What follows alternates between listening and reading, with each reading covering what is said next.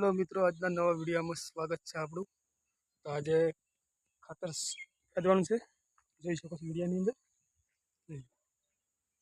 જે ટકા પડ્યા છે ખાદવાના છે, જોઈ શકો છો ચારે કોર। તો આપણે ખાદવાનું ચાલુ કરીએ છીએ, વિડીયો પર બન્યા રહેજો।